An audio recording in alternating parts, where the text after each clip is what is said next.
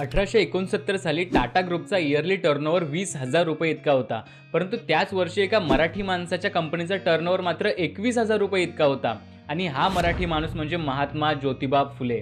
महात्मा फुलेंच्या Poona commercial and contracting कंपनीचा हा इयरली टर्नओव्हर होता आणि त्यामुळे त्यावेळेस महात्मा फुले हे टाटांपेक्षाही जास्त श्रीमंत होते. महात्मा फुले हे एक नामवंत अर्थतज्ञ, उद्योगपती आणि शेअर मार्केट अभ्यासकही होते आणि त्यावेळेस पुण्यातील सर्वात श्रीमंत लोकांच्या यादीत त्यांचं नाव देखील घेतलं जायचं. फुलेंच्या कॉन्ट्रॅक्टिंग कंपनीने केलेली कामं म्हणजे कात्रजचा बोगदा, येरवड्याचा पूल, खडकवासला धरणाचा कालवा, त्याचप्रमाणे मुंबई महानगरपालिकेची मुख्य इमारत आणि मुंबईतील अनेक कापड गिरण्या, सोबतच बडोद्याच्या सयाजीराव गायकवाडांचा लक्ष्मीविलास राजवाडा यासारखी भव्य कामे यांच्या कंपनीने केली होती आणि त्यातून कमावलेली रक्कम ते समाजकार्यासाठी दान करायचे.